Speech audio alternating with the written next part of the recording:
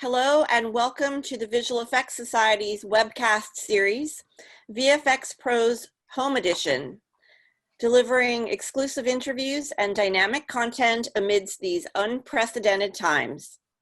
VFX Pros Home Edition is your channel for VFX stories behind the scenes, live conversations about cutting-edge technologies and techniques, discussions around the VES 70 most influential visual effects films, and more. Today, we're delighted to be talking with award-winning VFX legend, Ken Ralston. We'll begin in just a minute. I'm Naomi Goldman, VES Communications Director. As your moderator, let me share a few housekeeping details. The webcast will run a bit over an hour. The session is being recorded and it will be available later on the VES website and on our social media channels, and we'll post the details at the end of the session. If you are following on Zoom and you'd like to ask Ken a question, please go to the toolbar at the bottom of your screen, click Q&A, and type in your question. If you're on Facebook, please enter your question as a comment. We can't promise we'll get to all of them, but we will do our very best. Let me tell you just a little bit about Ken and then we'll get started.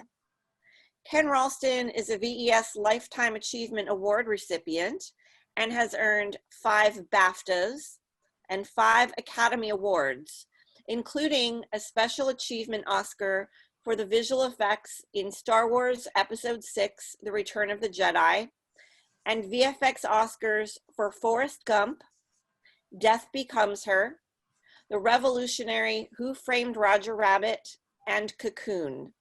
He was also Oscar nominated for The Rocketeer, JUMANJI, Star Trek IV, The Voyage Home, Star Trek III, The Search for Spock, Star Trek II, The Wrath of Khan, DRAGONSLAYER, Back to the Future Part 2, and Alice in Wonderland. Ralston served as the creative head at Sony Pictures Imageworks, and prior to that, played a pivotal role in advancing Industrial Light and Magic's renown over the course of 20 years. Hello, Ken. How are you doing today? I'm good. I'm enjoying all the smoke and the virus and everything, but I'm doing good. Well, we hope you are doing well. Thank you so much for joining us. Sure. You know, I like to start with the origin story. So can you tell us a little bit about your earliest memories watching movies and sort of some of those early memories? Well, I was born, I won't go that far back, but when I was a tiny tot, I was fascinated with science fiction films and monster movies and anything weird like that. And I ended up I didn't know why or what was going on, but the films of Ray Harryhausen really made me amazed at the visuals that were going on in the movies I loved. And Seventh Voyage of Sinbad, I know a lot of people mentioned that movie as their turning point. Probably was mine too, going to the theater as a, I don't know how old I was. And it was a reissue. Sitting there and just, I have no idea what I was watching. It was amazing. So it must have started some kind of weird process in my mind. And then also makeup effects. In fact, as I was growing up, I actually was more interested in makeup in a weird way. And I was trying my own stuff. There was a great famous monsters book, but it was all by Dick Smith, the great makeup artist. And he had all these things you could try at home. So I was trying a bunch of those things. As time went on, I actually wrote to Forry Ackerman. I'm going to go to that for a moment because in a very amazing way, Forry really probably was one of the biggest influences in where my career went. It was the only magazine out there with any information, how distorted it was, about the business. There'd be images of Kong and some of Ray's movies and his terrible puns. If some of you don't know Famous Monsters or Forrest J. Ackerman, you can look him up and see a little bit of what that was about. And it really it really was a magazine I looked forward to every week. So that was fueled. And at one point I wrote him. He invited me to his house, which was called the Acker Mansion in his magazine. And a friend of mine and myself went, and we met John Berg. Besides Forrest, we met John Berg and Bill Hedge, who he invited over. And they were working at a place called Cascade. And they did visual effects commercials like Pillsbury Doughboys and Green Giants. And they kind of gave us a tour of the place. And Glenn Anderson and myself, my friend, we, I think it was after that, we had been making 8mm movies. So we decided to take a year. Of course, we were going to school, so we had to do it when we weren't studying, and do a movie, and we called it The Bounds of Imagination. I'm trying to make this short. And it was an excuse to try a lot of visual effects. We were like 13 and 14 years old with a tiny Bolex 8mm camera. And it was like a Walter Mitty type of story, just for the excuse of being able to have my imagination take me to this place. And then I look at this over here and there's something else going on. And we did that over a course of a year. We showed some of the reels to the gang at Cascade Pictures. And based on that, both Glenn and I got a summer job there. And people who were there were like Dennis Murin and Dave Allen, besides John Berg and Bill Hedge, and Phil Tippett and Lane Liska, and this amazing group of people that these two young punks show up and are doing stop motion for some terrible kids film that they were doing. But it was a start. So that was like the first real professional thing that I did. I went off to CalArts for a little bit, wasn't happy with that. And when I came back, I managed to get back at Cascade. And really, it kind of really was starting there. While we're at Cascade, Dennis Murin has connected with some crazy script called Star Wars. And he got on it, and then he gave me a call and asked me if I wanted to be his camera assistant on that movie. I said yes, and thank God. And Dennis was also a huge part of where my career went. So that's kind of in a nutshell, I hope, of some of the things that happened. Thank you. Can you talk a little bit about, going back into the late 70s and working on Star Wars and, memories that stand out? And I also remember you telling me what it was like when you first saw the finished product on the big screen. So can you go back to working on that film a little bit? Sure. What I do remember is while we were at Cascade, Dennis had the script. You could do that back then. It wasn't like some high security zone where no one could even think about the script without a bunch of security guys following you around. So we had it. I can remember we were sitting in, I forget whose car it was. It might have been John's. And we were going to lunch or had lunch from Cascade, and he was reading some pages out of it. And it felt a lot like the kind of script all of us would love to have made, but who would ever let us do such a thing? And then he got on it. Okay, great. So we get on he calls me up, I say yes. I walk in, I don't know what's happening. And just started to fight our way through trying to do the movie. And the things I remember is just how ragtag it was. It was a mess, this industrial part of Van Nuys and the building we were in. And it was just, and there was crazy stuff going all over. There was the model shop was doing, sections of the Death Star trench and the surface, all the spaceships. And it was also a learning experience for them and me and Dennis and everybody, because we had this motion control camera system. So it was just fighting our way through this thing. If you could have seen our screening room, there must be images. I should try to find one, but what a disaster. It looks like the couches and the chairs, they must have found in some junkyard somewhere. Anyway, that's where we would sit and watch our dailies. And it was just a difficult, weird, awkward time. I mean, some of us had a deep sort of connection with visual effects and been thinking about it and studying it forever. And then we were trying to apply some of what we thought was working in those movies that we knew about, and doing it with the camera system that was there and what was going on. Ralph McQuarrie was there, painting matte paintings, you know, of tattooing, and we were shooting that. And it was very, very cool. Yes, sometimes you'd feel like that. I just put that on just because it's Citizen Kane, which is also a great film.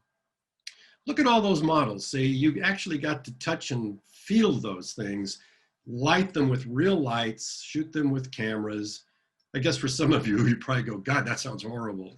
But for me, it was the best way, and it was the most exciting way to do the work. And really, it was an astounding time. We didn't know it at the time what was going to happen, of course. We all went our separate ways after that.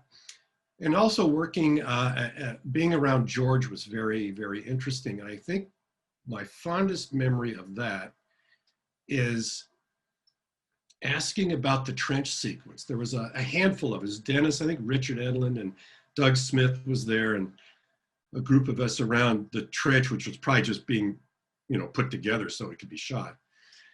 And directors, really interesting, good directors, are able to do this, which is an amazing thing, which, of course, he's lived with this movie for a long time. He's been beaten up by the studio a lot. And yet we're standing there and George starts talking about the sequence. So anyway, diving down, and as he's going on, his enthusiasm and excitement just pulled us in, just made us go nuts. And we couldn't wait to get involved with it. Plus, he did his version, which maybe was one of the first version of, I'll call it previs, but by cutting together old images from war movies and some stuff like from Flying Tigers that the Lydecker brothers had done. I remember some of those shots. We would try to duplicate those with the X-Wings, the Y-Wings, whatever ship was supposed to be in there. And we would look at those sequences and get even more excited. Then we would go out on the stage and beat ourselves up trying to shoot. I look back at it now, some of the simplest things, but it was so hard back then. My God. Anyway, yeah, those were fun, bizarre times. Yeah. You know, you worked on episode, let's see, 4, 5, and 6.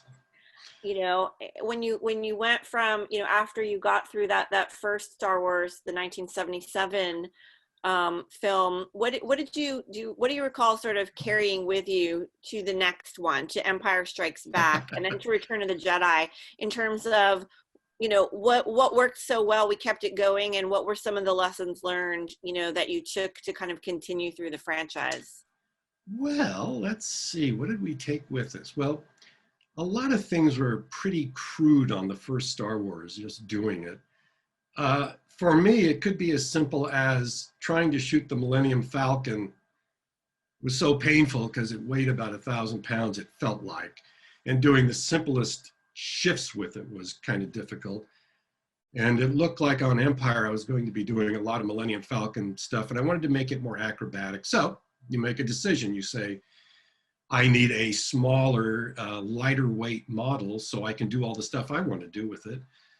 And I think that was true of I think a lot of the models were improved by how they were constructed. The model guys, which were brilliant, did an awful lot of improvements on how they put these things together and the mechanics inside each one of them. Camera-wise, we improved on the Dykstra Flex, which is what we called it.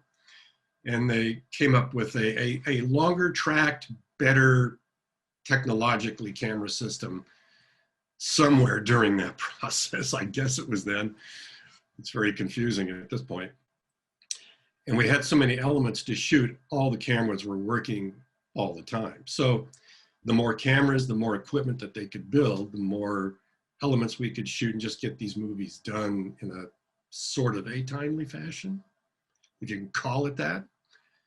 And just also, we all knew, because a lot of us who were on the first one were on the second one, or on Empire. Second one, I keep forgetting. Oh, I mean the fifth one, sorry. And it was a learning process. So at least we all walked in knowing the beast that was waiting for us and it wasn't a complete surprise. So that helped. Do you have a memory of when you saw the first Star Wars, the finished product, up on the screen, and when you all realized what kind of cultural phenomenon you were part of? There's actually two parts to that. For me, we knew that the trailer had been done with whatever shots we had, which were very few. And it was playing with, local theater was playing it with King Kong, the De Laurentiis Kong. Anyway, and so we took I think we took a long lunch, and Dennis, John Berg, and myself went and saw it. And I think the music's from like Vivaldi, The Seasons. But there's something in that trailer, if you haven't seen it, that well, plus we had a lot, you know, sort of resting on what it was going to turn out to be, but it was very exciting. And then we went back to work and we kept shooting. So we were going to have our premiere, and it was during the middle of the day. I think it was at Grauman's. Was it at Grauman's Chinese? See, I don't even remember that. What I remember is going in, and I was sitting next to Dennis, and believe me, we had no clue what we were going to see. I passed something I should tell you too, if you haven't already read it somewhere, but during the night shift, which we were doing a lot of work on, Dennis and I would sneak up to the editorial department and look at the black and white dupes of the movie. That's what they used to make. And there was no visual effects, there's no music, there's nothing, there's no sound effects. It's the bare bones of what you're working on. And some of it was looking a little shaky. So we weren't sure what we were in for. We had no idea what the music was going to be. So we sit there, the lights go down, and Duck Dodgers, the great Chuck Jones cartoon, comes up. And that's the first thing they ran. So we got all in the right mood. Then the film came on with that great beginning. And through the whole course of it, I think Dennis and I felt like we were watching someone else's movie. It was so astounding. We had no idea it was going to be so overwhelming. And it was great to see the shots in there, and just, we were stunned. I felt like it was, I don't know, I was in shock, I think, a little bit. And afterwards, I don't think anyone, we were all just sort of babbling about what we had just seen. And it was fun to watch also when the film came out. Just the stories about the lines going around the block several times, and just the insanity about people wanting to see it. So it's a great feeling, of course. You work on something and work really hard, and then it comes out and turns into that. And I take full responsibility for how great it is. Okay, thank you.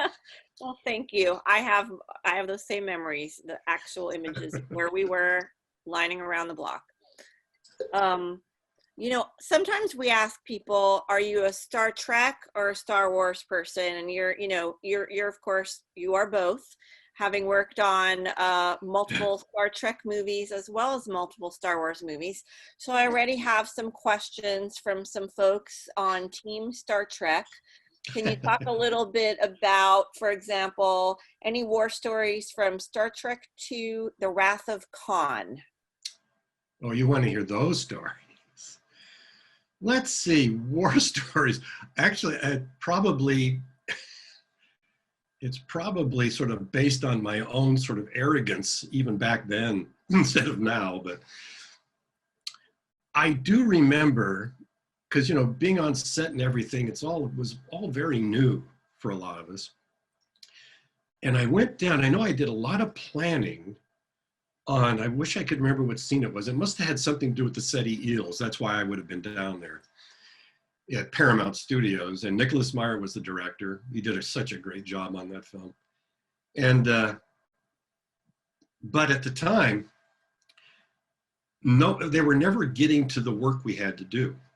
We were wasting a lot of time, a lot of effort. And what an idiot I was then. I got so pissed off. I left the studio and went to visit my sister. What a jackass. But anyway, I was. And came back the next day and we shot our stuff. But I wouldn't do that now to save my life. I mean, my God. So that's something. It actually, and Mick really wasn't that terribly involved with the visual effects. The storyboards by Mike Miner, who actually also was someone that worked at Cascade off and on when I was there, were pretty explicit about what you had to do. And Bob Sallin, one of the producers, really kind of oversaw the visual effects. And it was actually one of the best experiences I've ever had on a show because we had so much freedom. And by doing that, you don't have to check in constantly with some of the studio heads who don't know what you're doing anyway, half the time. And you can move faster, more efficiently. You can save money doing it. And I think back in those days, which is so not now, for you visual effects producers out there, you certainly will know what I'm talking about, is there was this much money. Okay, that's all you needed to know to do all the visual effects. You didn't have to micromanage every damned frame you were shooting. You didn't have to do all that stuff. You just had to get it done in a certain amount of time for a certain price. So what that does is it really gets your fires burning, your creative juices flowing about how to do that. And if you can really work on all 8 cylinders, it's a great way to work. And you know, as a supervisor and as everyone else working on it, what's important and what's not. And it was very helpful. It was a great experience. And it's so funny, it's still referenced now. I mean, I see references to especially Shatner's Khan moment constantly. It's so bizarre. Yeah, I will say this, here's a war story. It's not even a war story, it's just a weird moment. Ricardo Montalban is, of course, Khan. And the first day of his shooting on the Botany Bay ship, I think is what we were doing, somebody had found got a radio controlled device for some reason. On it put a inflatable human figure, must have been a child's figure, and they stuck Hervé Villechaise's face photo on the front of it and ran it into the set while he was out there to welcome him to Star Trek. So there's that. That's great. Tacky. All right, we're gonna go to the next movie, and dealer's choice, we're gonna go to Death Becomes Her. I'd love for you to talk a little bit about some of those really iconic scenes, such as Meryl Streep falling down the stairs and her neck twisting straight around. Can you talk a little bit about your approach to that and some other effects in that movie? Well, a little prehistory would be that at the time that movie started, Bob Zemeckis was talking about doing 2 different movies. One would have been The Life of Houdini, which had some interesting challenges visual effects wise, and also The Life of Tesla and the robber barons in America at the time, which I so wanted to do. So I got a phone call from Bob Zemeckis. Hello. He says, so Ken, if a woman fell down a flight of stairs and her head twisted around 180 degrees, how would you do that? And I just said, so we're not doing Houdini or Tesla, are we? He goes, no. In a very strange way, I approached doing the movie because I like physical, visual things in front of me, as dumb as what I'm about to say is. But I bought a Barbie doll, drew some little Sharpie marks on the neck, and just twisted the head around and held it, and was thinking, how the hell am I going to do this? How are we going to make this work? So that started the process. One of the most helpful things that happened on that film, because the sequence was so hard, all of the sequences, but especially the head twisting scene and then the fight, but especially the head twisting scene, talked it over with Bob, and he wound up having us come down to Paramount, I think is where the sets were. And they weren't even all the way built. They were roughed in. Everything was kind of the right shapes. Put some props in there. Hired 3 actors, not the main actors, just people for the day. And we shot on video the entire sequence. He cut it together. We all sat around and talked about the cuts. And it was so helpful to be able to look at the exact thing you were doing close enough anyway, and then start to devise a way to pull it off. Well, you got to also remember it was in the early days of computer graphics, digital effects, and it was a very chancy way to approach it. So I tried to minimize as much of it as I could. So we shot Meryl. She had a makeup on, but she didn't like wearing it. So she asked me if it was okay not to wear it. And I told her, oh no, wait, of course I would do what she says. And she took it off, and she was doing the whole scene, and we discussed what that would be like if your head was turned around. So she did so much great stuff, of course, for that scene. But then we shot her against blue screen for her face. So we had to go through in our funky approach to this thing, where we would look at the cut footage of the set where she was doing all that stuff. And of course, Bob would do scenes that would only he would want to do to torture us, I think. Plus it was important to the story, where she sits at the table and her reflection, of course, is in a mirror. So we have double duty there about what we're trying to do visual effects wise. And so we shot her with some very rough timings on where her head is, what the lighting's doing. I'm trying to remember why we had to do this, but I know we had to replace her ponytail. So we actually had a third shoot back at ILM with a ponytail against blue and matching her head movement and stuff. So half the time that's even put in. Anyway, so we devised what that would be based on the video cut that Bob did, and then we shot it, and it actually helped tremendously. The work, of course, was horrifically complicated. And there's some, if I remember right, I know to try to save processing time and just scanning and all of that stuff going through the computer was so painfully slow and difficult. I think to help speed things up, I did a split. I'm never going to get this exactly right now, where we had Bruce Willis on one side of a shot, and I used the film version of that.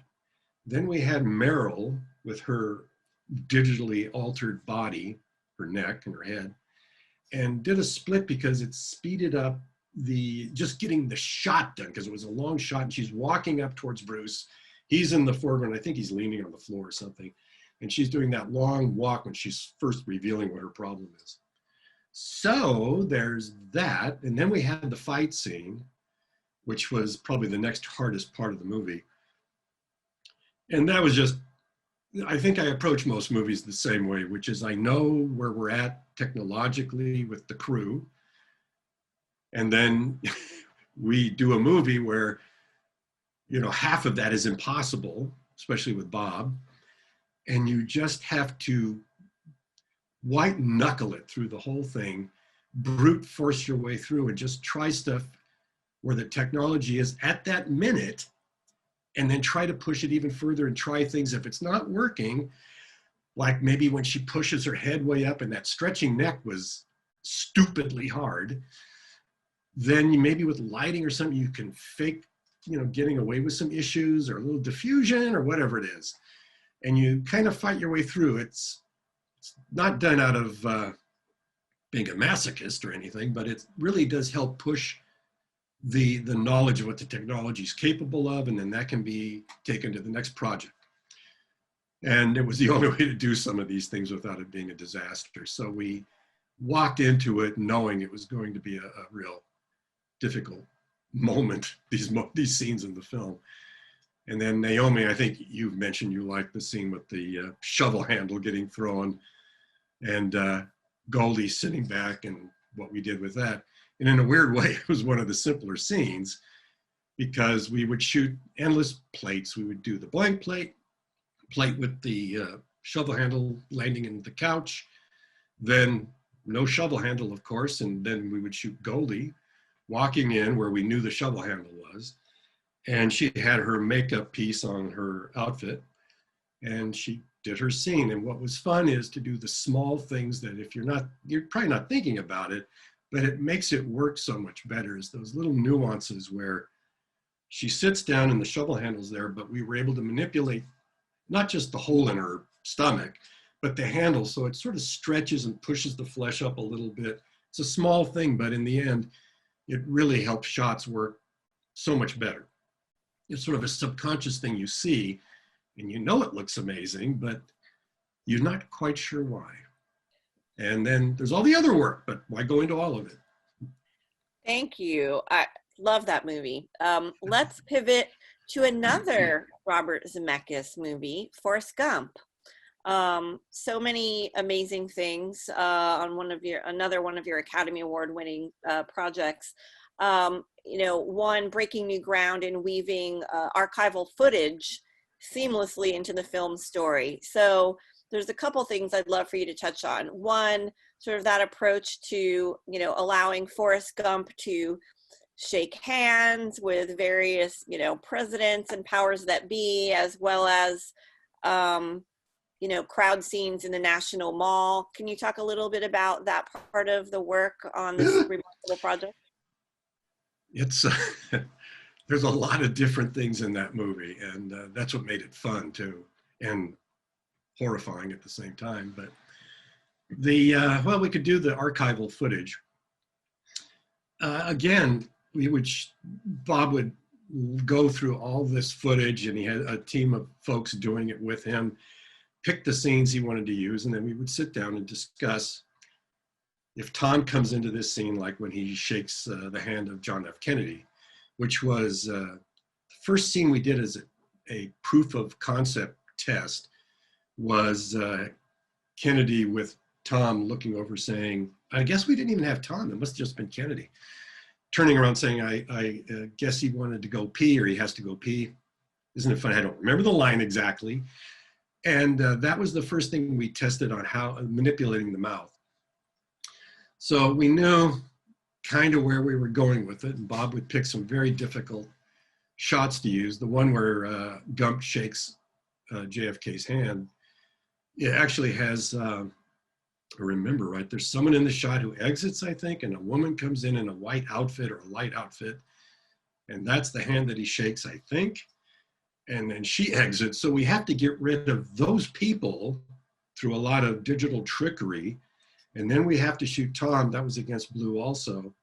And again, I hate getting too overly technical unless it's necessary on set with any actor, even someone as good as Tom is on everything. But how simple can we do this and get what we need without it being so technologically huge, it starts to impact maybe a performance, which can happen sometimes. So we just had some, if I remember it, some century stands sitting there with little tape marks, probably with a 1 and a 2 and a 3. And these are marks he has to hit with a click track. And we're playing the Kennedy footage on a soundtrack and on the set. And really, I'm just sitting there, or I guess Bob or me, I forget who was doing it. But he'd hit a mark and I would just say, shake, shake, shake, because he had to shake 3 times. And then go out of the scene. And it still was a bit of a pain in the ass to match up in those days, the hand of Tom's hand with Kennedy's hand. So you thought he was shaking his hand. I suppose if you looked at it frame by horrible frame, you'd probably go, wait a minute. But that's not what I'm making the movie for, is it? I'm making it for sitting in a theater, hopefully, and hopefully you get to do that again someday, and watching it as it should be watched. So some things you let slide because you got a lot more work to do and you have to get it done on time. And a lot of it was that. It was Tom against Blue, same with George Wallace, and shooting that. And we shot the whole scene, I think he shot at the exteriors were UCLA, not too far from here.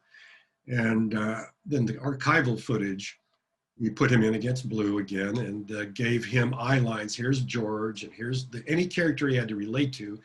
All that was laid out on the blue screen set, so he knew what the hell was going on. And we would shoot it and keep going about it. And if there was a lot of intricate timing, like with the handshake with JFK, you just have to keep doing it till visually you go, we got it, let's move on.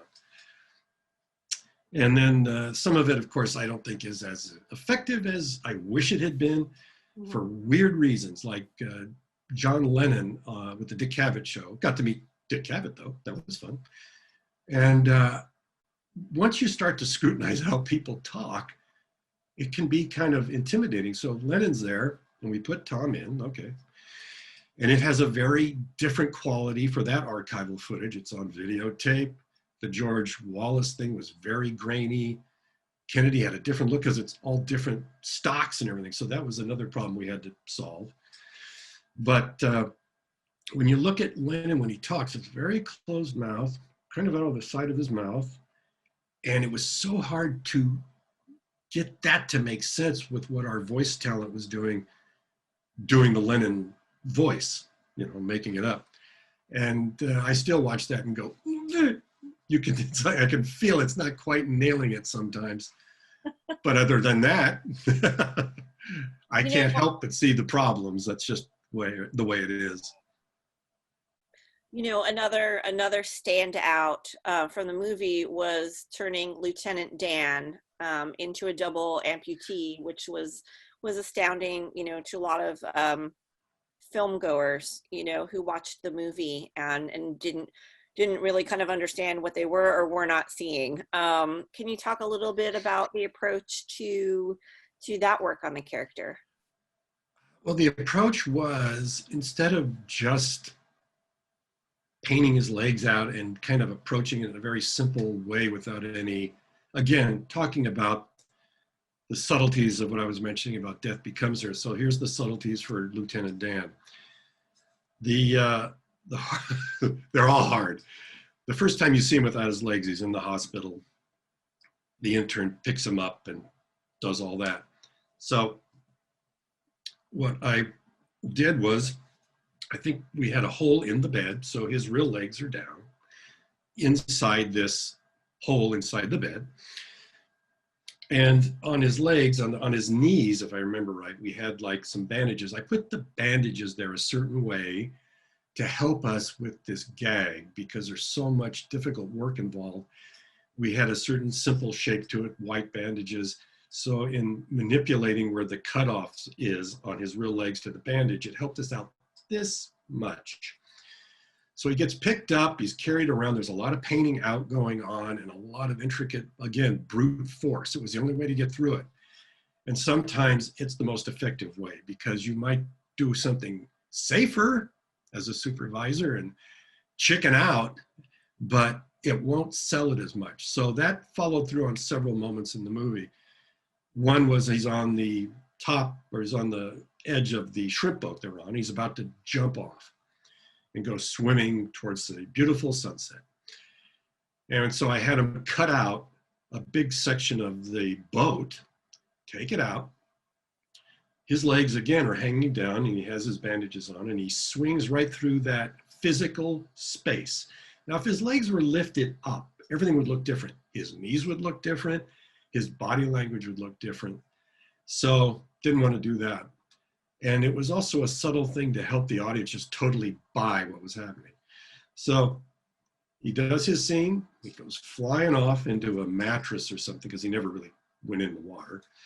And then we shot a blank plate with no one in it with that piece back in, and then just painted the seams back in so it looked like a solid section of the boat, and did all the horrible work necessary and put it together. And so there's that. And then the other one I'll mention is he's tossed out of his wheelchair in his shitty apartment. And same thing, we had a physical object right where his legs should go. And we did that in a blank plate. It was a, what was that? It was like a, can't remember, a tabletop of some sort. And then when he did his scene, he swung his legs right through that physical space in a way that could never have happened if he had real legs. It would have hit this object I put in there. So on a separate pass, the table's put in, all the other work takes place, and it just helps sell the fact that he really does have this problem. Fantastic, thank you. Let me tell you the top question we're getting right now, which is, we're going to pivot to yet another of your films with Robert Zemeckis, which is Contact. And I know you've talked many times in the past about what you call either the mirror shot or the medicine cabinet shot with a young Jodie Foster character kind of running down the hallway. So we want to explore that a little bit. I guess the first question would be, you know, what kind of early discussions were had about that shot and what it represented? Well, the earliest discussion had nothing to do with that shot. That moment was going to be done very differently. That's what we talked a lot about it, which was she was going to come down. We were going to go with her. Was going to come down, and we were going to do the, which is now bullet time, everyone calls it now, that Matrix did so well, but it was also done in a very effectively in a Rolling Stones music video is what we were studying. And it was going to have the popcorn that her father had. Everything was up in the air. He was in mid-fall, and everything was going to be frozen as she walks around and sees he had died or was dying. So we're exploring that. We're going down that road farther and farther. And then Bob came up with this other idea, which was better. Of course, Bob. And you know what the shot is, so I probably don't have to explain it. You know, we come up the stairs, but these are my memories.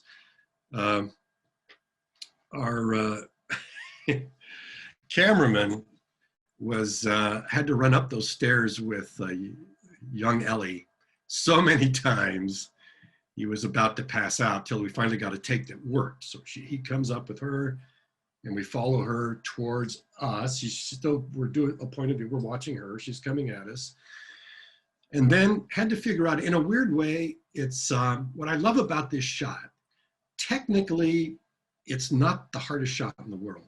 Conceptually, it's, well, watch what I say, it's brilliant. And all because of Bob, you know. So as we pull back, you have to think, well, if we're coming into the mirror, I have to shoot this mirror, at least make it look like a mirror. So we set up, I can't remember how many days after we actually shot her, probably months. So we had a little tiny set piece with the medicine cabinet in the bathroom. There's no mirror in it, of course. It's a blue screen probably is what we put in there. And we do the shot. We start in on the blue, we pull back, revealing the mirror. And then we have somebody else open it timed to what Ellie's doing. So we time it with what we shot on the plate with her. That gets opened up, medicine's boom. And as it closes, we had to shoot plates of sets and everything to put it in there with all the distortions and everything to make you believe as it's slowly closing, it was all real. To the point where I think we put a little bevel on the very edge of the mirror, distorted that a certain way so it looked like a physical object. You know, it had a little shape to the mirror even. And there's little schmutz on it that we put on, try to make it look like kind of not a quite clean mirror. And there you go. Put it together, and again, a lot of blood, sweat, and tears just doing it so it works right, and it's subtle. And that's always the hard part. You can do the first 95% of any shot and get there. It's that last 5 or 10%, if you really want to make it special, that can be so difficult. And, but again, those are the kind of challenges that are fun.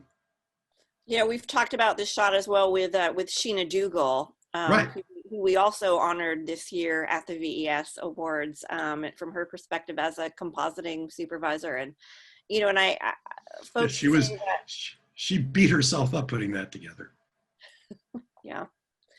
I think some people say that part of the appeal and maybe the fond memory of that sequence is also that it's in slow motion, which right. really means, you know, we really get to fully appreciate the shot. And, you know, sometimes in visual effects shot these days, they go by really quickly, that people can't really comprehend all of what they're seeing. Do you agree with that the slow motion sort of very much added to sort of the legacy of that shot? Well, it really adds to it because it gives you time to look at her face and what you just witnessed. And it sort of gives it that weird dream-like time is slowing down in terrible moments like this. And it just keeps accentuating that that horrible moment in her life. And I believe, if I'm not mistaken, I have to look at, I haven't seen the movie for a while, and we shot a lot of different things. But the popcorn, if you're paying any attention, if you see you never see him fully at the bottom of the stairs, but the popcorn is sort of laid out in a pattern, sort of a star pattern that is replicated throughout the movie. Since we're on contact, let me ask you a couple other questions that popped up. So Ellie's trip in the pod, you know, had some of the more fantastical elements like the wormhole and things that were weightless and, you know, coming out of her own body. So how did you approach these space-like effects? Well, there's so many different types of visuals in that moment. The weightless stuff, well, you know, it's been so long, sorry folks, but I'm sure we had her on wires for some of it. We, you know, everything, each shot is a different set of problems. So you just kind of approach each one differently. I know we had Weta doing work on it. We had ILM doing work on it besides the work that Sony was doing. And just, it was spread out because there was a lot of complicated stuff. And I'm sure, like everything, we were running out of time. So we were spreading it all over. And once we got it designed, which was also a big issue about what would really be going on there, we got Jody, who was great, of course, in there, and did some flying rig stuff. We had the chair, which was sometimes CG and sometimes not CG. There's a scene where she looks down and she can sort of see through the translucent pod. So that wasn't the hardest thing in the world to do, but that's just one more aspect of it where you create the image of that point of view of what she would see, and then try to kiss it in a way that isn't just crude. Despite how nuts some of these images are, you still try to find subtleties and kind of a poetry to it that maybe somebody else wouldn't. At least I strive for that. Whether I succeed is a whole other thing. So there's that. There's the weird distortions. That was ILM, where she is saying lines that she says in a different part of those moments where time is being stretched and distorted. A lot of abstract, the tunnel effect, the wormhole, of course, because, you know, you can't have enough wormholes in movies. That was Weta, I believe, and just, it's really about the design of it that works so well, where it keeps increasing in insanity and craziness and sound, and the final moment where all that crap's going on and it just comes to an abrupt stop and she's just sitting there looking at the cosmos, you know, this amazing image, and then boom, you're in it again, and then she's on the beach. At least I got a trip to Fiji out of it. Yeah, I'm partial to that dreamlike, surreal beach sequence with the alien / father. Yeah, it was great in a weird way. These are the things you have to enjoy while you're doing these sometimes. And that movie was so hard on so many of us, not just me, but got to this little island. I was just trying to think of the name the other day and I can't. Little tiny place, Fiji. How this beach was picked, I don't know. And we were staying on a little boat offshore. We would come on in the morning. We had already planned everything with my crew. It was just me and my effects guys. And we'd go on the beach, set up, I think we had 2 8-proof cameras, if I'm not mistaken. Do a lot of shots and elements for stitching together and whatnot. And also, while we're there, we meet what they would call their clan, basically the people that are living on the island and indigenous to that place. And it was a joy. In fact, I'm still going to say the same thing. I don't think I've ever seen children so joyful in my life as on that little, you know, rock that they were on. And we had them, I don't want to bore you with too much of this, but we would hire them to do things, you know, so we could, you know, help, you know, pay stuff and have them involved. They could enjoy some of the food we had. They gave us a meal I will never forget, of fresh caught fish from like right out on the beach, to everything cooked right there. Oh my God. So those things happen. And you just have to not let the work bury that in the back of your mind. You just let it, just have some fun. The work's hard enough. Awesome. We're glad that I think that joy showed through, you know, in the end product of the movie. Before we go to the next movie, we have a few technical questions from folks. One is, you've overseen some amazing shots using only camera elements and compositing. Have you had an opportunity to use the new virtual production techniques with LED walls akin to process plate projection? Either way, what are your thoughts about this new technique? Oh, I'm sure it's great. I haven't personally used it, but I could see why it would be fantastic. You can eliminate a lot of issues by using it. You get much more of that ambient natural coloration from whatever the background's supposed to be, which can be such a pain doing it with other technologies, especially if you're doing blue screen. Or I hate blue screen and I hate green screen, and I've used it a lot. It's just a nightmare. So the idea of how you can incorporate that into the workflow, how could it not be great? It's all about the shot at the end of the day anyway. It's not about how you get there. Now, we know you to be a fabulous artist and doodler, maybe there on your desk. And given that you do a lot of the, ooh, who is the, oh my. Anyway, that's me with the coronavirus never letting me leave this damn house. Anyway. People are commenting on a lot of the design work you do for characters, and wondering if you have some of your favorite designs, you know, from films that you've worked on. I know, I was telling you guys the other day, catching me at a great time where everything like that is in storage right now.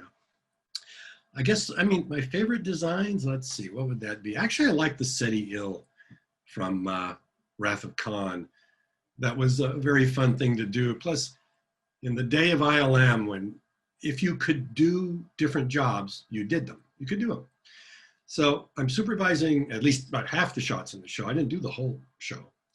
Jim Valou did sections of it also. And got a chance to present design ideas. So one of the tricks we've always used is, what design do you like? So if I like a certain thing, I did a full sculpted maquette of this eel with looked like sand around it, and did all the work on that. And then I probably drew up 5 or 6 other things not so drawn so well to present. And of course they go for the sculpture. So I was glad about that. And I liked how funky I put it together. I'm not a mechanical person, so I can still remember being at lunch in Larkspur Landing, which was near Industrial Light and Magic. Went into I don't know what store it was, and got a little tea strainer, you know, those spring-loaded tea strainers. Mm-hmm. Cut the tea part of it off and put little points on it, and it became, when I bent it, the little mandibles of the SETI eel. How crude.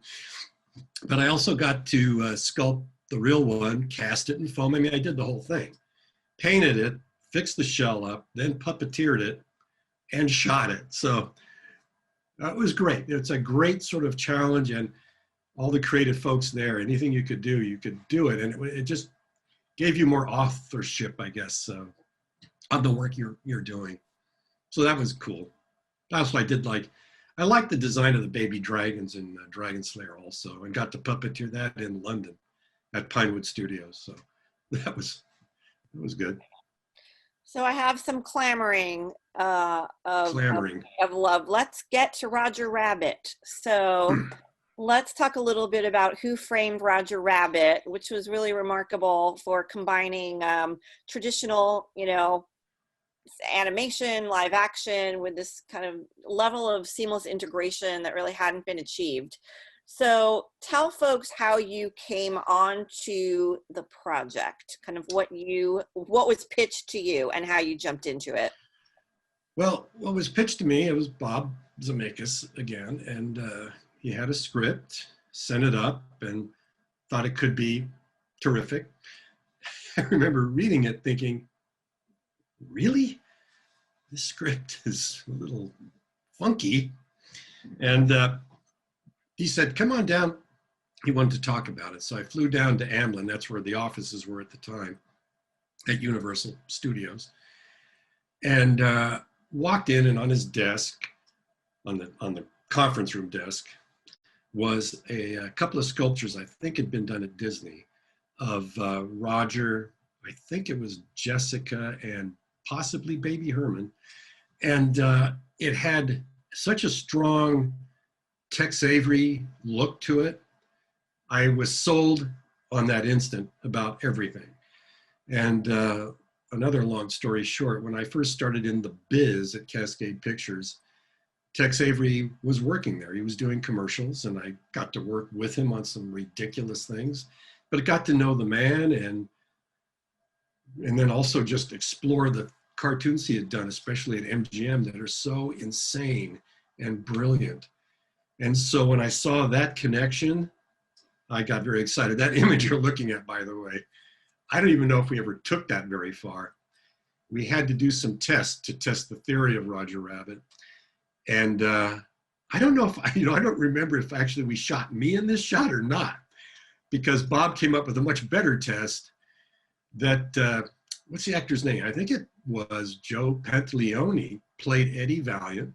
We shot a test at ILM in our soundstage, and they built a set piece, and Bob did some things, and we tried some interaction and did all that.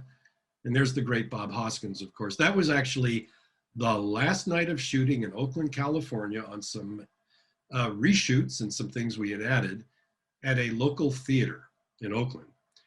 And we were all just having our cake and saying adios. And what a brilliant, great actor. It was such a joy working with him. And talk about a no-nonsense, disciplined guy. It was fantastic. I measure all other actors who do the kind of work we ask them to do in these movies to Bob, because he made it look easy, but it's not. So we did that test and took it through to the end with some animation that was done.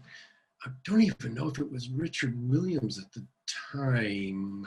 Isn't that awful? I can't remember that. And that sold Disney and everyone on the idea that, oh yeah, this could work.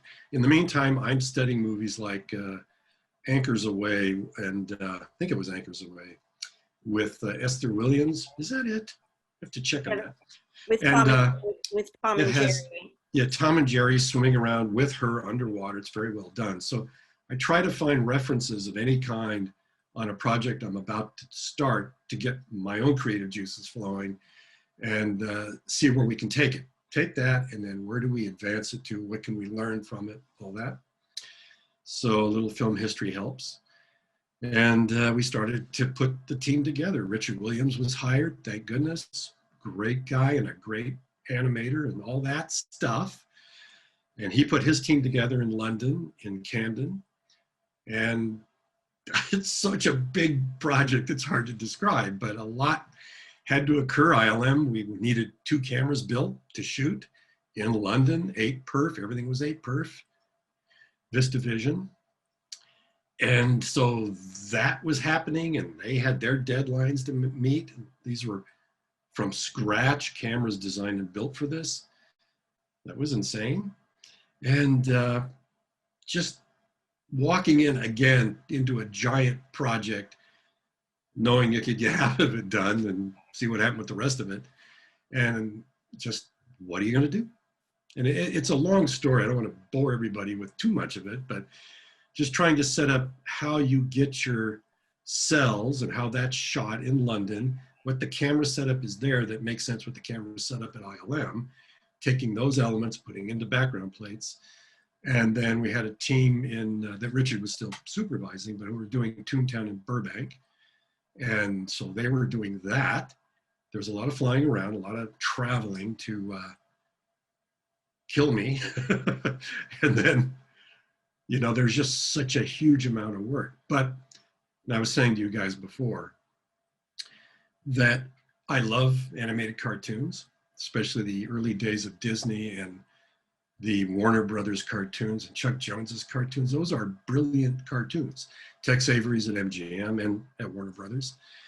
And so I was able to go to Camden, and we'd have meetings there periodically, but then you can go into their rooms at this building, and they were doing everything like it was done. You know, it was animation tables, you know, the paper going down, people drawing away, doing the keyframes. This group's doing the in-betweens. The painters are there, the cells are there, they're inking, painting over here, they're shooting over here. And it was a joy. It was really, it was a dream come true, really, for me. To be able to be involved with a project like Roger and being able to sort of pay, you know, just sort of a respect towards those days. So a few of the photos we put up prompted some questions. So a question was, for example, did you use cardboard cutouts of characters throughout, you know, to help Bob Hoskins and the others with placement, or how did they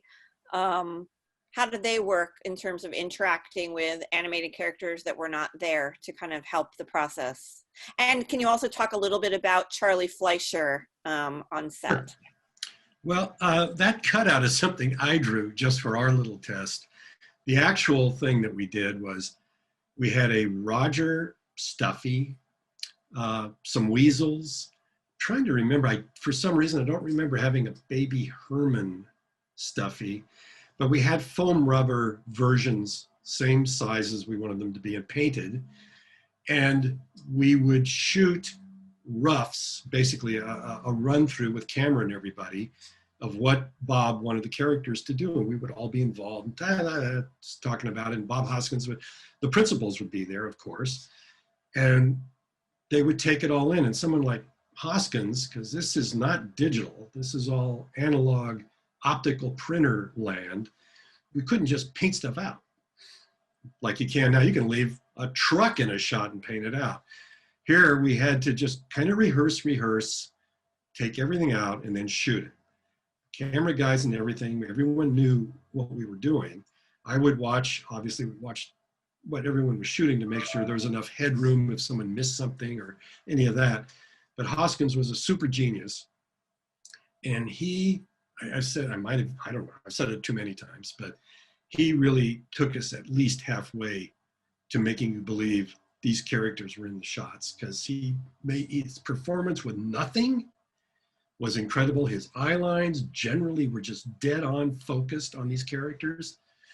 And to make things more, you know, actor friendly and also get a better performance out of everybody, Charlie Fleischer was the voice of Roger and the voice of Benny the Cat. But really for Roger, he would show up every day in costume, the same rabbit costume, ears, and they would have him in a sound booth, but basically they would do the dialogue most of the time with Hoskins at that time. And it got a much better tempo, and if there was some ad libs to do or if things changed, you could do that. And it really added a lot just for the fun factor, Charlie looking so bizarre, and just getting the shot to get worked out with everybody. And somewhere out there is a cut of this movie, I'm sure, where all you're seeing are guys with these foam rubber stuffies stomping around the set and doing the scene with Hoskins and whoever else would have been in it. And that's what we would have cut together. And we would sit with the animators at Richards, and Bob would talk through what the scene was and roughly where these characters were. So that thing, got to find that footage because it's so funky. I know you've talked a lot about how much how much you love Bob Hoskins and the esteem you held him in or hold him in. Do you want to tell the shower scene? Sure. Again, I think it feels to me like it was towards the end of a shooting, which by the way, we were pretty beat up. And it was really late. That tells me probably we wanted to get this done. And so it was like 2 in the morning, 2, 3 in the morning, probably freezing, because most of the time we were in London, it was so cold. I think it even at the time broke records for how cold it was. And there's a scene where, long story short, Hoskins is in Toontown. They paint a big pig's head on him, throw him out of Toontown Tunnel, and he's running around the streets of LA with this head, screaming and yelling. Goes back to his apartment, gets in the shower, washes this off, this paint, and you see it going down this drain, this all animated, of course, this glop. And the last thing you see is the eye of the pig going in the drain. Boom. He turns around, and Jessica's in the bathroom. And Bob is hiding his shame with a shower curtain. And the shot was just supposed to be, we're looking past Jessica in the foreground. She takes a towel and throws it. And in typical Bob Zemeckis wanting this perfect timing, he wanted to drop the shower curtain, grab the towel just in time to hide his R or X-rated part of the movie. And he was wearing a flesh-colored bathing suit or something. Shot after shot. And we, again, can't paint anything out. So we keep seeing this bathing suit over and over. Bob's getting pissed off, Hoskins, and I'm sure Zemeckis too. And Hoskins said, like, he would say this to us all the time if things were going slow or there were delays. He wasn't sure about what was going on. He'd say, are we filming or fucking about? Usually we were fucking about, but anyway, he got so fed up, he just said, that's it. He pulled his bathing suit off and threw it over there and just shot it stark naked. So when he dropped this curtain, it's not even in the movie, but you didn't see any of that. And he grabbed the towel, it hit everything perfectly, and we were out the door, thank God. Thank you. Just one last question about this movie. Well, it's a two-part. It's sort of a dual question. One, there is a profound number of cartoon cameos in the film with, you know, dozens of Disney characters, dozens of Warner Brothers characters. So, question is if you had any favorite cartoon cameos, and also if you have a favorite line from the movie delivered by one of the characters. Well, by one of the characters. Okay. Well, Jessica Rabbit probably saying, I'm not bad, I'm just drawn that way, is a perfect line for that movie. And that's one of the better lines. I mean, Joanna Cassidy has a good line too about she's sitting in the theater with Hoskins and she said she had to shake the weasels, which we all knew what we thought it meant. So I thought that was funny. Famous cameos. Let's see, what would it be? Besides, you know, there's all the obvious ones. Betty Boop is my favorite, I think, just because it's a cool character. It's such a weird looking character, that giant head and everything. I think I'd mentioned before that in the old days, when Betty Boop was first being animated at Fleischer Studios, I didn't do this, but on purpose, but Betty would have one frame where her dress would be down and she'd be bare-breasted. One frame where you can't see it. It just looks like a glitch on the film when you're running it in the theater. And I believe, don't hold me to this, but I believe the original release of that movie had the same thing on one shot. Just trying to show respect to history, film history, and do it the way they did it. And but I do like that character in the movie, especially because she's black and white. Everything else is in color in the Ink and Paint Club. You know, if I'm correct, I think Robert Zemeckis is the director you've collaborated with probably more than anybody else between, sure, right? Contact, Rabbit, Death Becomes Her, Forrest Gump, Back to the Future. You know, what is it about the sensibility that you both share in terms of storytelling and how to use technology and visual effects that you think has created such a rich relationship that's brought so many classic films to light? I think probably it's not doing visual effects for visual effects' sake. Bob has always a really good reason to do the things he's doing in the movies. Plus he has no fear, so I guess I have to have no fear. And he also is interested in how to change how you communicate these ideas he wants in his films into maybe ways that haven't been done before. How do you visualize something that is better and different than you've seen in the past? Because everything's been done one way or the other. How do you go about finding what that is? And he's obsessed with that, which I think is great. And the challenges that that creates for any visual effects person is tremendous and exciting. And like I say, it's not a bad thing walking into a movie project with someone like Bob with thinking a lot of the work you have no idea how to do at that moment, but you'll work it out. And I think that sort of level of gambling, I guess is what it would be, and challenging yourself is something that we both liked in each other. Great. A couple questions, given your very long filmography, and it's probably hard to pick, you know, your favorite child or, you know, things like that. So I'll approach it the other direction, which is, are there films that stand out that you worked on where you were the most nervous, the visual effects might not work, or that you might not make the actual deadline? Every one of them. Let's see. A Contact was a real painful finish. But you know, it's tough to say because most films, all you visual effects people out there know this, never have enough time, it seems. And you can have 5 years, you're still not going to have enough time. Because if you have 5 years, somebody's going to keep changing the work you're doing till you want to kill them. Bob didn't do that, thank God. But some have. Anyway,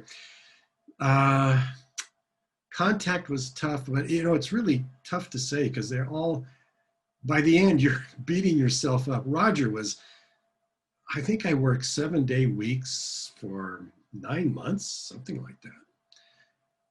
Always being at ILM, not just me. When I say me, I always mean us, the team. It's never just me. And it was, what's great is you can do that and the film comes out and that's the movie you worked on. Some folks can do that and the movie they come out with is a piece of crap. That's a hard thing to take. So I'm not complaining about how hard the work is. In fact, that's why I guess I'm in the business doing what I'm trying to do, is to keep challenging myself like that. So that's what you get. Folks are also curious, given the depth of your experience, if you have any thoughts on where you think technology kind of is going next as it relates for visual effects and shooting films, and what should visual effects be thinking about now so that they can evolve to kind of keep sync with future new filmmaking technology. There, Naomi, a little bit, but where are we going? It's a question everyone always asks. Where are, I think I'm probably always going to say the same stupid, tired thing, which is, technology, well, first of all, it's probably going to keep attempting to go where it's, and by the way, these aren't my priorities. These are whoever's. Cheaper, faster, easier to shoot on set, and it's trying to do that. Then when you do that, when you get that technology right there, then you probably are working with directors that go, well, I don't want to do that. I wanted to do this. Then you're back to square one again, doing something incredibly impossible, something hard, and that's not bad. It just seems to have always been what's going on. It's really about, I think, it's a lot of different things. Really, it's amazing that now it's a global artistic community doing this work, which is great. There's so many talented people involved. It's trying to corral them on a team can be difficult for a supervisor and producers. Just because people are spread out, it does cause weird issues. Not a big deal, but it is what it is. And I think just to please production, it's whatever, when they go out there on a set, instead of everything coming to a horrible halt for some technological reason, anything that helps speed the process up so you're not slowing things down too much for the visual effects team. Don't worry, everybody else is going to go slow and cause nothing but trouble. But remember, you'll be blamed. So that's a good one. Just for you, We're Ken. always the scapegoat for problems like that. For you, Ken, and for people listening to know, we'll probably go maybe another 10 minutes and then we'll come to a close.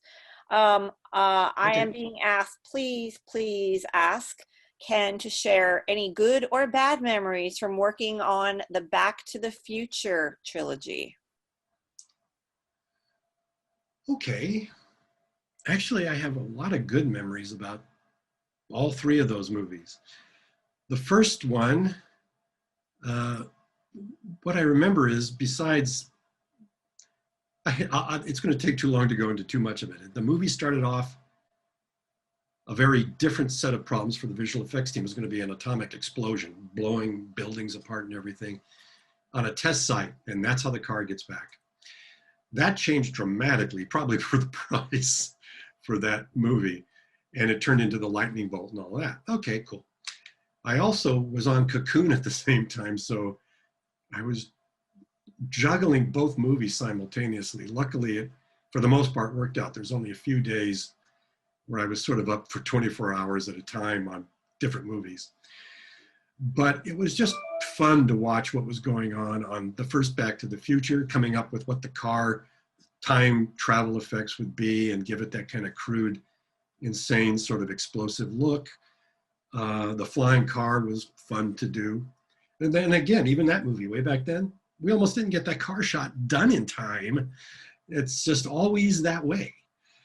And then Back to the Future 2 suddenly got a lot harder with all of the splits and everything we were doing, again, not digitally, doing it analog, and having to build that motion control live action camera system that we use for all of that stuff. But what was exciting about it is coming up with designs of shots that could cheat your way through some ways of fooling an audience into wondering, what did I just see here?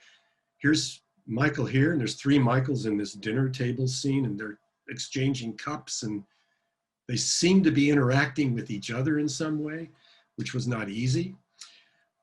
Plus, we had a lot of fun things to figure out. Some really fun, stupid things like the shark hologram, whatever it is, in the future town, coming out and going back in. The flying cars are everywhere, the taxi, all that good stuff. It was all really difficult, but the challenges were great, and we just had fun on it. I mean, it was a fun team, and that's so important. You're working hard enough. If you want to be around a bunch of jackasses, then it doesn't help. And then the third Back to the Future, because I love Westerns, was a joy. I mean, and crashing the train, that was really special. Of course, you're always fearful. This wasn't a digital train. It was a quarter scale model on a quarter scale trestle built up in an old rock quarry in Novato, California. I'd found the location by a total fluke, and did that. We had cameras everywhere, and shot it in slow motion. And this, all you do is you've tested everything you can test. You've done it. You've thrown a mock train off. You've tried to figure out the explosives and all of that good stuff. But on the day, and I was on a camera up off of a cherry picker for one shot when it first goes off. And you just say, all right, rolling, action, everybody. And this model that's beautifully done goes flying off and is completely destroyed. And you hope you've got the shot on some of the cameras. Luckily, they all worked. And for protection, we actually built a second train, because why not?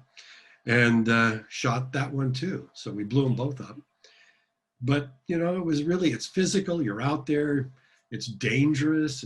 It was very exciting stuff. And that was fun. And also, just visiting that set, I can remember going to the location scout. First location scout with Zemeckis, probably Dean Conde, the DP, and we were wandering around Jamestown, California. We go to this big empty area near the train tracks, and Bob says, "Welcome to Zemeckisville." And that's where he built the Western town.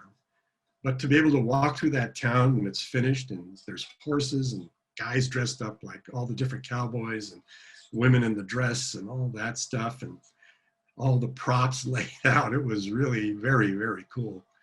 And I enjoyed that. It was fun. Awesome. I think I have two more movie questions and then probably a wrap-up question. Okay. The film question is Alice in Wonderland.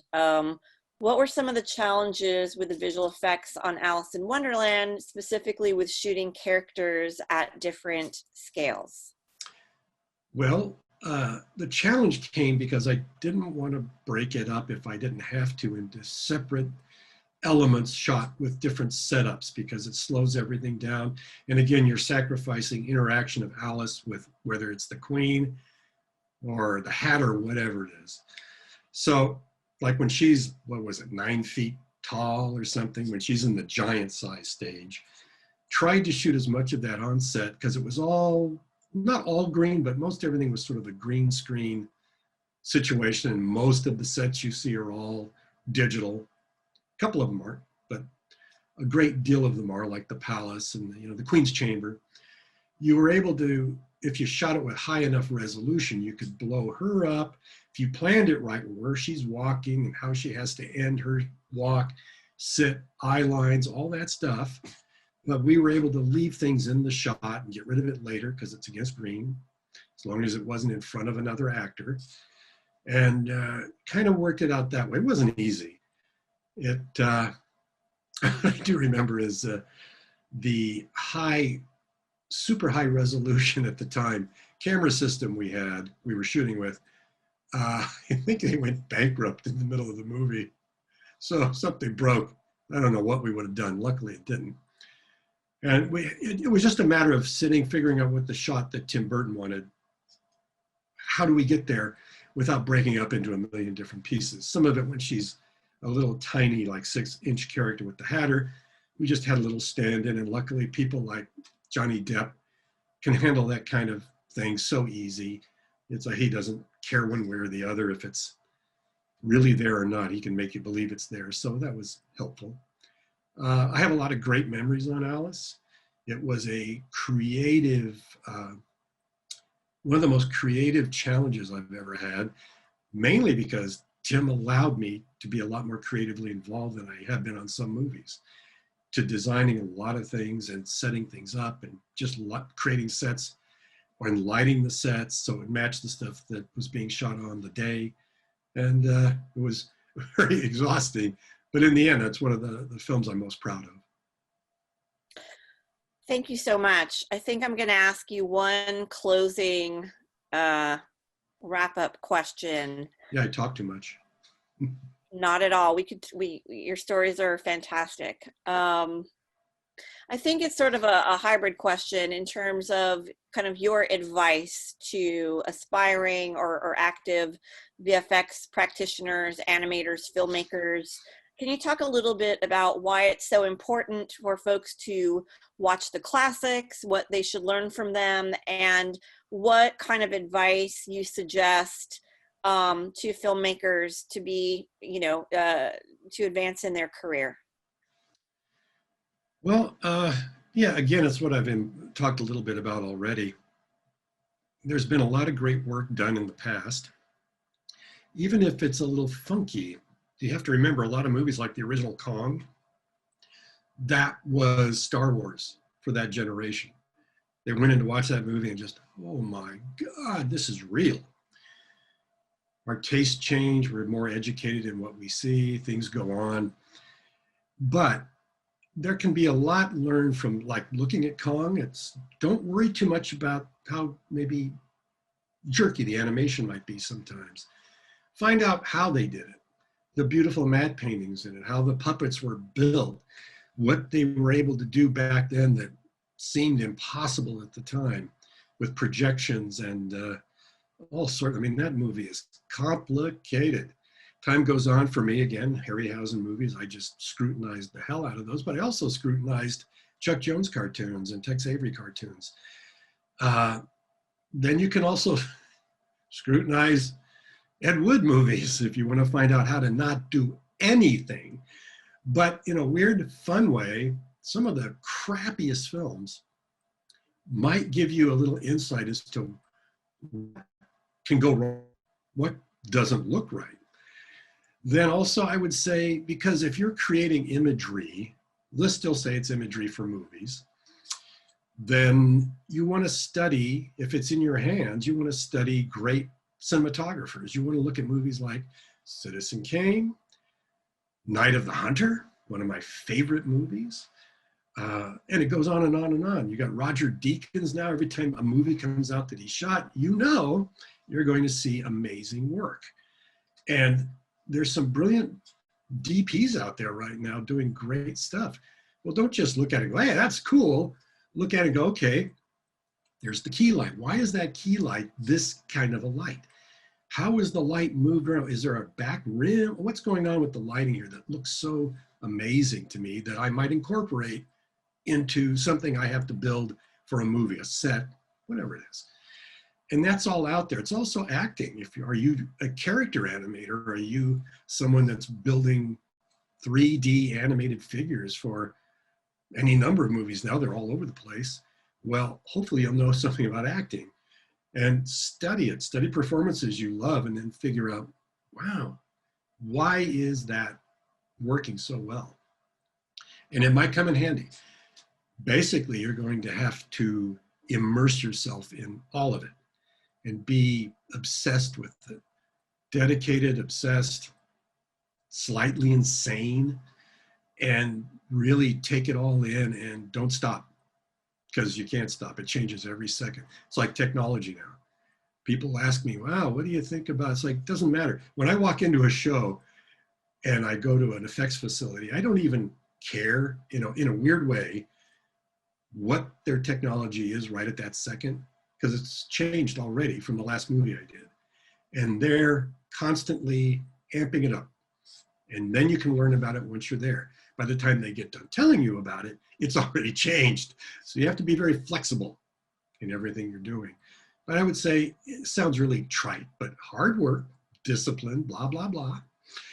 And don't just learn about movies, learn about life, because that's what movies are supposed to be touching on, we hope, most of the time.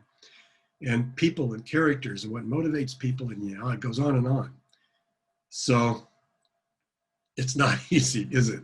But I would recommend just really diving in head first and never coming up for air. That's the best way to learn everything you need to know. Well, I want to thank you so much, Ken, so much for spending time with us today. Your stories were inspiring and insightful. And I really want to thank you on behalf of everyone tuning in for helping to create so many films that are an enduring part of our legacy, and that have brought people so much joy, which we really need more of. So thank you again for your time. Thank you for everyone who tuned in today for this special episode of VFX Pro's Home Edition with our guest, VFX game changer, Ken Ralston. As I mentioned, we will have the replay link up on the VES website and on our social media channels you see here on the screen sometime soon.